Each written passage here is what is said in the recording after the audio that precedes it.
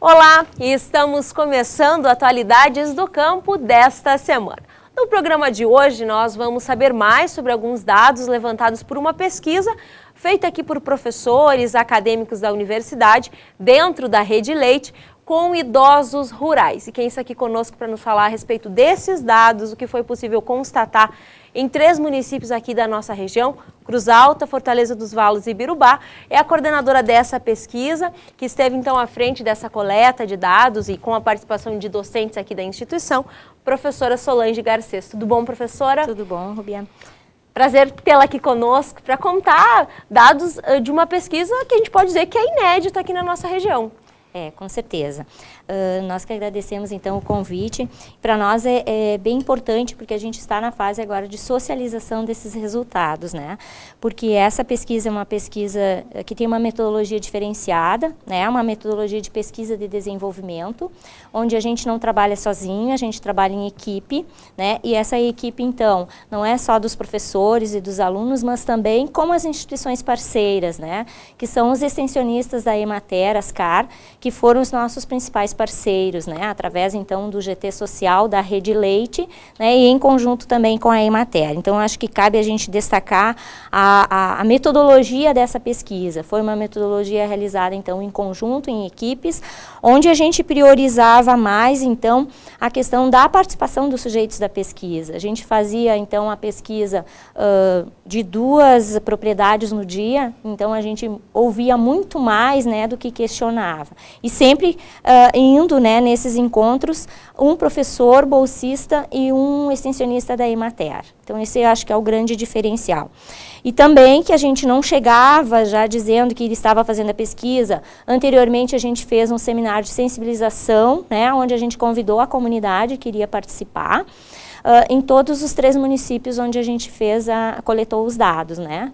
Então, depois, após a coleta dos dados, a gente fez o seminário de socialização, então, trabalhando em conjunto, né, com as instituições que participaram, as instituições parceiras, na realização, então, na análise desses dados. Uhum. E o que foi, Angela, atrapalhando? Isso. O que foi possível perceber, professora? Como é que estão esses nossos idosos? Porque existe as pesquisas, enfim, que existem na área, talvez tenham mostrado ou mostrem uma questão mais geral. Nós estamos visualizando aquilo que nós temos aqui na nossa região. Uhum. E o que foi possível se constatar, essa questão mais própria aqui da nossa região? Bom, pela riqueza das informações que a gente tem muitos dados, né? Uhum. Porque, na verdade, a nossa pesquisa, a gente tratou sobre as questões das condições de saúde, sociabilidades e trajetórias de vida desses idosos, então, produtores rurais. A gente tem várias informações, mas a gente fez uma síntese aqui, né, do que a gente considera, assim, principal. Então, o que a gente percebeu? Embora a gente tentasse obter uma amostra igual de homens e mulheres, o que a gente percebeu em primeiro lugar assim foi que nos municípios de Cruz Alta e Ibirubá a gente teve maioria mulheres, né, e mais homens em Fortaleza. A maior parte então vive a vida toda no campo, então nasceu e cresceu ali, né, na sua localidade e herdou do pai e continuou, né. A única diferença assim que a gente percebeu que estão há pouco tempo, em torno de 20 anos, são os idosos que vivem no assentamento Seival, aqui de Cruz Alta, né? Também outra questão importante, interessante que a gente viu, é que são idosos jovens, né? Na faixa etária dos 60 aos 70 anos. Também a gente percebeu, assim, que tem muitas mulheres viúvas, né? E elas, então, ficaram viúvas, mas em sua maioria elas continuam vivendo no campo, né? Vivem, em sua maioria, então, com os filhos, né, morando junto com os filhos e tem o apoio, então, de filhos, genros e netos no trabalho. Eles têm, em média, em torno de 5 filhos, né, por família. E uma questão que a gente fez também, se por algum motivo eles gostariam de sair de lá. Olha só. E a grande maioria respondeu que não sairia, né, e não tem intenção de sair. O único motivo que faria eles saírem de lá seria por necessidade. E essa necessidade sempre relacionada à questão de saúde, né, não ter mais condições de trabalho. Hoje, justamente o que eu abordei no início do programa, se tem uma visão em todo o país de que o êxodo rural está acontecendo, enfim, deve também, acontece na nossa região, mas esses dados levantados vêm de encontro ao que se tem como dado nacional, porque há ainda a perspectiva dessas famílias em permanecerem, pelo menos um filho, como a senhora colocou, permanecer nessa propriedade e dar sequência à gestão dessa. Exatamente. Exatamente. A gente teve como resultado de 80% a 90% dos produtores dizendo que tem sucessor, né? E esses sucessores, então, seriam os filhos, os genros e os netos, né? Claro que a gente sabe que, em sua maioria, tem mais de um filho vem para a cidade, ou dois, né? Mas um sempre acaba ficando, né? E cuidando, então, dessa família, até porque futuramente é ele que vai herdar aquilo ali, vai dar continuidade, né, ao processo, então, da agricultura familiar. A gente percebeu também que, embora a maioria deles sejam aposentados, eles continuam trabalhando, né? Alguns ainda trabalham na lavoura, outros, então, trabalham mais em atividades ao redor da casa, cuidando dos animais que eles têm, né? Porcos, galinhas, vacas, ou então das hortas, das árvores frutíferas, né? E a mulher, então, mais as atividades ao redor da casa, da horta, flores, né? Essas questões mais específicas. E aí também, outras questões interessantes que a gente perguntou para eles foram relacionadas às dificuldades e facilidades que eles teriam lá na vida deles, né? Então, as principais dificuldades que eles relacionaram foi a questão econômica, né? A questão do transporte, então a questão da acessibilidade e falta de acesso à saúde, além do clima, né? A maioria deles respondeu isso. Valorizam muito, então, a questão da tranquilidade, né? Embora alguns já disseram ter uma certa insegurança em viver no campo, né? Mas a tranquilidade a maioria respondeu. A questão da natureza e o próprio trabalho, né? O trabalho no campo, que eles valorizam muito, que eles consideram uma vocação. E a questão, então, da própria comunidade, a vida em comunidade. E também as outras facilidades, ou algumas facilidades que eles relatam, é a questão da energia elétrica, né? A própria comunicação, porque a maioria tem, né, telefone celular, embora muitas vezes não pegue muito, mas tem, né? A questão das tecnologias, como plantio direto, os transgênicos, né? A questão mais específica das questões da agricultura. Mas, embora eles comentem que, se houvessem, né, mais tecnologias no campo, como, por exemplo, acesso à internet mais direto e para todos, talvez isso fizesse com que mais jovens ficassem no campo, né? Porque aí os jovens teriam todas as facilidades que eles têm na cidade, né, e não sairiam. Embora eles tenham relatado, então, que uma das principais mudanças que eles percebem no campo é exatamente isso, né? A saída dos jovens. Eles percebem, então, que há um grande número de população idosa rural, né? Envelhecida, né, no campo. Em relação específica à saúde, a gente questionou para eles como eles percebiam, eles auto-percebiam a saúde deles, né? E a maioria deles respondeu que considera a saúde boa ou média, né? Mas, embora a maioria deles apresentam doenças crônicas, né? E aqui a gente mais viu é a questão da hipertensão e a questão da hipercolesterolemia, que é a questão do colesterol alto, né? E isso terá como consequência, né, mais alguns anos, com o decorrer do tempo, se isso não é tratado, doenças cardíacas, né? Então, esse foi o que mais, assim, a gente percebeu como problema. E isso, então, faz com que eles façam uso de medicamentos diariamente, né? Uma outra questão também que a gente acha interessante, que a gente percebeu, é que tem um grande número de quedas, né? Então, por causas acidentais. Não dentro de casa, mas fora de casa, e geralmente relacionado com o cuidado e o manejo com animais, né? Ou então escorregões, coisas assim. E também a gente percebeu que falta acessibilidade nas residências, né? Não tem muito esse cuidado com a questão da acessibilidade para quem é idoso, né? Ou mais idoso. A maioria desses idosos, quando a senhora comenta a respeito da questão da saúde, depende do Sistema Único de Saúde. É isso, por se tratarem de pequenos agricultores, acreditamos que dependem dessa possibilidade para ter acesso a essa política. Sim, e uma das questões que a gente percebeu, assim, principalmente no município de Cruz Alta, e aí mais especificamente no assentamento Seival, o que mais foi relatado foi justamente essa questão da dificuldade de acesso à saúde, né? Então, por exemplo, no assentamento Seival, há uma unidade móvel, né, que se desloca uma vez por mês até o assentamento.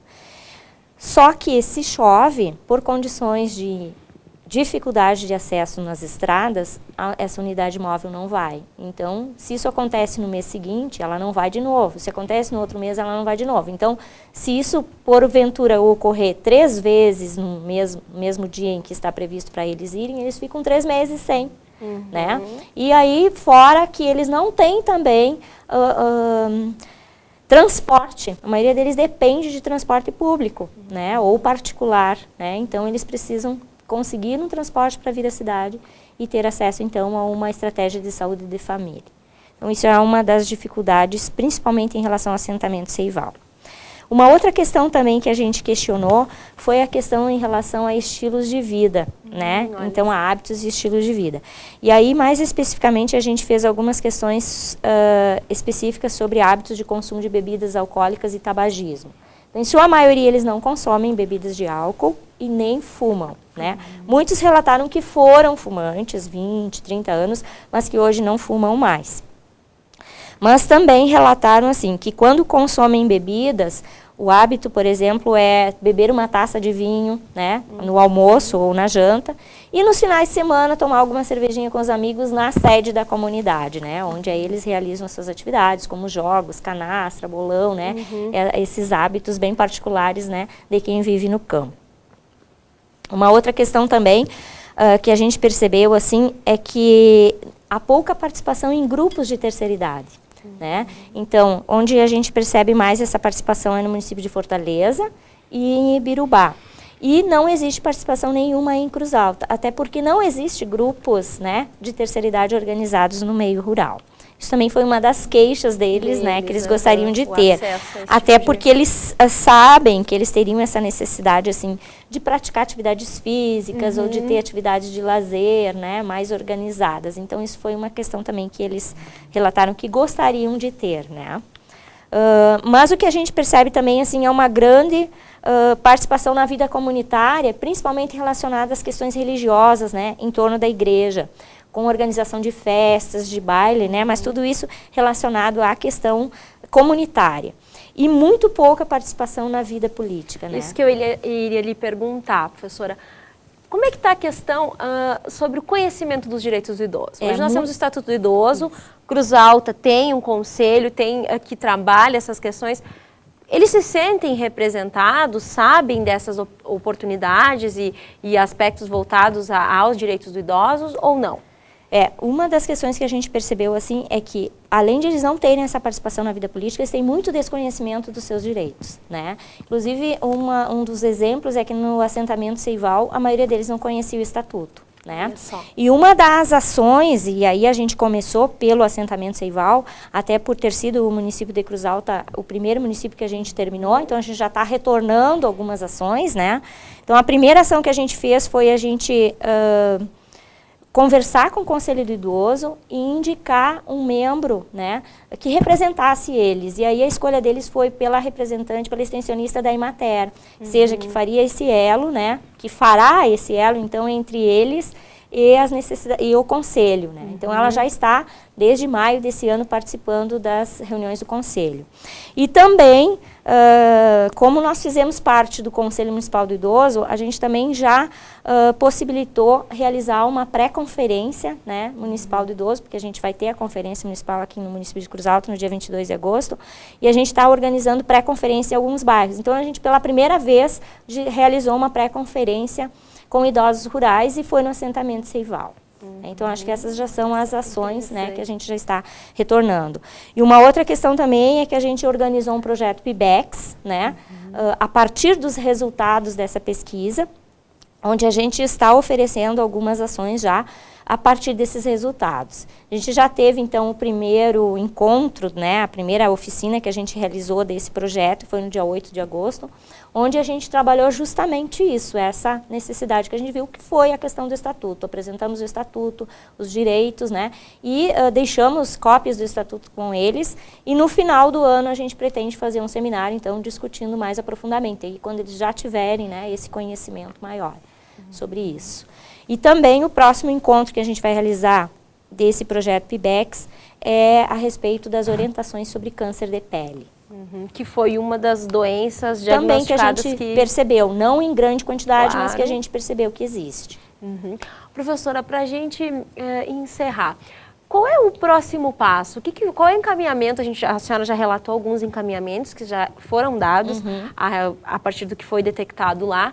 Mas agora, o que pretende se fazer? Se publicar esse estudo, se organizar em tabelas, enfim, para se apresentar isso de uma maneira mais consistente, socializar, como a senhora disse? É interessante assim a gente deixar registrado ainda como resultado da pesquisa que os idosos rurais eles têm grande apoio da família, né? Isso é um registro que eu acho que é bem interessante que a gente tem que deixar. Porque a gente aplicou, né, uma escala de apoio social e essa escala o resultado deu alto, né? Então isso é uma questão bem interessante.